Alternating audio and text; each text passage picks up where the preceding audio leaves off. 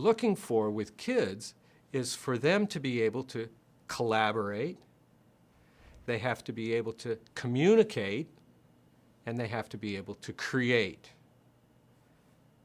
The collaboration happens when they're working together on different pieces in the cloud, where more than one person is actually working on the same document or the same piece of work.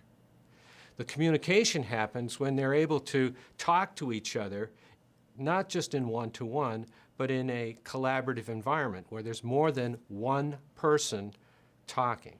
When we think about students learning with technology, it's an entirely different world than without technology.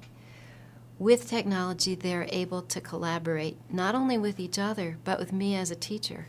The very definition of learning has changed. I'm not providing the answers. I'm providing suggestions. They're pushing my thinking as much as I'm pushing theirs.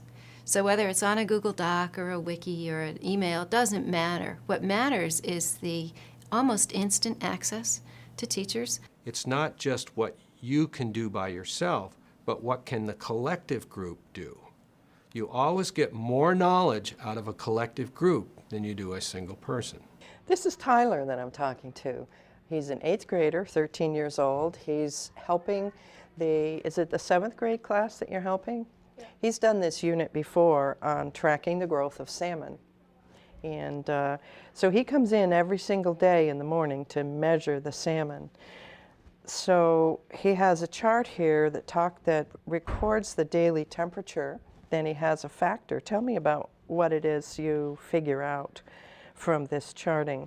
Well, we figure out the temperature, and then from the temperature, we figure out the number of their development, and then we record it right here. The temperature, the development, and then the percent out of 100. So this is the cumulative development.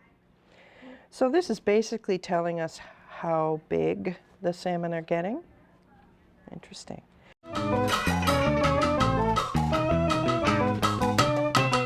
Tyler and his classmates are using technology to facilitate communication and collaboration.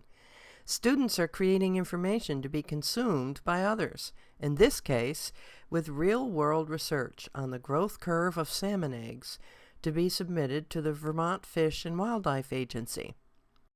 Now let's hear from his teacher, Cindy Brisson. This year is going to be the first year, we're very excited, where the students in my classroom, the current 7th graders, are going to be able to present their data to the fishery biologist and the manager of the fish hatchery to share their information and ask them questions about salmon. 285, and then you have to divide it by 2 to get what 0.7 would be. So it'd be 0.275. This is the growth? Yes. For this day? Today, yeah. Will you send some of that data over the internet, and will they have some interactions with the experts through the internet? We will absolutely be sending those questions through emails to the folks there in Bethel, and the project manager there is going to field those questions to the biologists.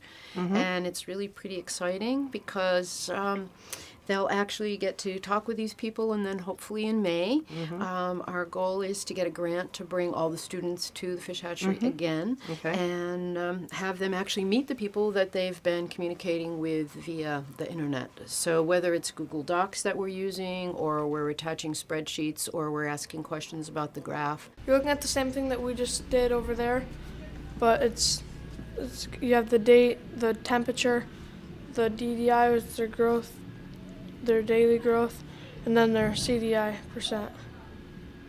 That's just how much they've developed. They're very comfortable with the actual technology, and I think the more that they understand how to use it to meet other people on the web and to make sure that their data is accurate, and how to kind of mix the idea of an Excel spreadsheet, and then you have to write a Word document that explains the spreadsheet, that really helps them to see that scientists are not just about experiments, but then explaining the experiments. And then we even take those to, we have even taken that paragraph that they wrote about development to the fisheries, and they're like, wow, they're pretty happy to see that the kids understand that to that level.